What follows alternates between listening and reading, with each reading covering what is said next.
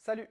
Donc une vidéo démonstration slash explication du fonctionnement de ma formation Angular et notamment de la version gratuite. Donc du coup je vous offre les 10 premiers commits de la formation Angular relativement complète sur plusieurs sujets de Angular.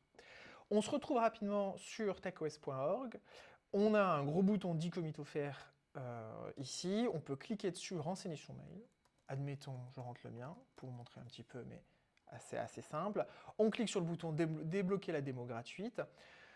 Fonctionnement très classique, ça va nous envoyer un mail, du coup à l'adresse renseignée, contenant un lien pour aller télécharger un zip du projet, qui du coup, le projet démo, qui est un extract des 10 premiers commits de la formation complète. On va recevoir un mail comme ceci, avec du coup un bouton en cliquant dessus qui nous redirige sur le site TechOS, nous proposant de télécharger version française ou version anglaise. Chose intéressante, surtout pour les personnes du coup francophones, le projet donc est traduit en anglais et en français, donc tous les supports, tous les commentaires, tout le code est traduit en français.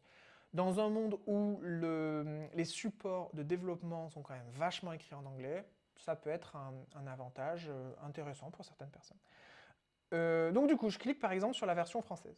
Ça va venir me télécharger un zip que je décompresse. J'ai ce projet-là qui vient d'être créé. Je l'ouvre avec IntelliJ. Ce que je vous conseille du coup, dès que vous arrivez sur ce projet-là ouvert, c'est de lancer soit en ligne de commande npm install, soit IntelliJ nous propose ce bouton-là. Je lance les dépendances, que du coup dans la formation, on va progressivement rajouter certaines choses à ce projet-là. Pendant que ça s'installe un peu là-dedans, je vous montre du coup notamment l'intégration de Git avec IntelliJ. Sur cette vidéo-là, je me concentre uniquement sur ma stack technique, celle également que je vous conseille fortement, notamment, et vous allez le voir, en gain de productivité, on a vraiment pas mal de choses que nous propose IntelliJ. Notamment le commande 9, Alt 9 sur Windows, où on obtient l'historique Git du coup de tout ce qui s'est passé. Et c'est là déjà où on voit un intérêt sur le domaine de la formation d'utiliser Git, c'est que chaque étape du coup où on va avancer dans la formation va être représentée par un commit. 0.0, 0.1, etc. et on va monter. Par défaut, dès que vous téléchargez le projet de formation, vous arrivez sur la dernière étape. Je vous propose de redescendre sur la première étape.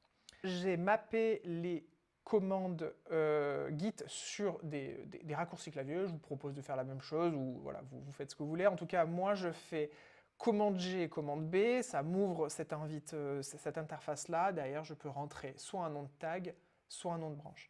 Sur la formation Angular ici, ce n'est que des tags. Donc on a 0.0, 0.1 et puis on monte. Je me déplace du coup sur le tag 0.0. L'un des points d'entrée va être à chaque fois sur les formations, enfin sur toute la formation et sur toutes les étapes, ce dossier formation-là qui va venir progressivement s'incrémenter de nouveaux supports, du coup de supports relatifs à l'étape dans laquelle vous êtes. Sur l'étape 0, on va pas faire grand-chose, mais ça pose pas mal de bases, ça explique un petit peu les choses, et c'est aussi là où je vais vous raconter un petit peu la méthode, comment ça va se passer, comment les fichiers vont être créés, et voilà, vous apporter un petit peu de contexte sur cette formation-là. Donc pas grand-chose sur cette première étape, donc commande G, commande B, je me redéplace maintenant sur l'étape 0.1, puisque je considère que l'étape 0.0 est finie. C'est un petit peu comme ça que vous allez finalement avancer dans la formation. Je me déplace du coup sur l'étape 0.1. Je vois ici que ce projet, cette nouvelle étape a été créée. Et c'est comme ça que ça va se passer sur toute la suite de la formation. Vous arrivez sur le fichier de début, sur le fichier du coup qui va vous expliquer ce que l'on peut faire sur cette étape-là, et du coup ce que le code, notamment dans le SRC, va refléter. Ici, je vous propose de faire un simple ngNew learn Angular, ou le nom que vous souhaitez. Hein. Mais ça va vraiment se passer comme ça, une proposition finalement d'avancer dans la formation en démarrant sur le fichier début. Et sur les fichiers de fin, mais tout est expliqué dans le 0.0, dans l'étape 0.0, j'explique un petit peu ça. Dans les étapes de fin, on va avoir des explications un peu plus théoriques, des fois un petit peu bonus, qui ne sont pas forcément liées à l'étape en cours, mais où voilà, j'ai trouvé pertinent d'en parler. Donc ça va se passer comme ça. le projet run à chaque fois sur chaque étape, et donc du coup sur chaque étape, le projet ouvert, qui peut du moins s'ouvrir sur Chrome ou n'importe quel navigateur, représente ce que l'on est en train de faire. Donc pour montrer, je lance avec un ngserve, mais pareil sur IntelliJ, on a le bouton là-haut pour le faire rapidement, mais en terminal ngserve. J'attends du coup que ça build. J'ouvre le localhost, et donc là on va avoir la représentation d'un ngserve, donc le projet classique ouvert par Angular. Ok, pour vous montrer un petit peu les choses, je me déplace rapidement pour avoir quelque chose de vraiment visuel sur la 9e étape, par exemple.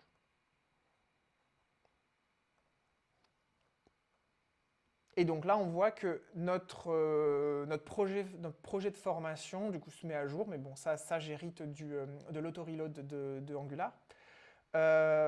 Du coup, là, on est dans une étape où on a créé des composants réutilisables qui affichent des devises, avec des devises différentes et puis un montant. Des choses quand même assez simples, on reste sur une démo gratuite et sur la suite de la formation, on aborde des sujets vachement plus intéressants.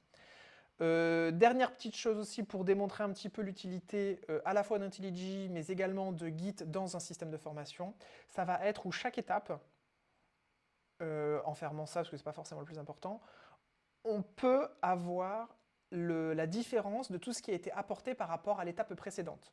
Donc notamment sur cette étape 6, qu'est-ce qui a été fait? On peut voir que là, on est passé de ceci à cela. Ça peut être intéressant pour précisément isoler ce que chaque étape apporte, du moins la réponse technique à l'étape. Donc notamment ici, utilisation de input pour rendre balance card configurable. Et bien là, on va avoir à la fois l'HTML, le TypeScript, qu'est-ce qui a été modifié.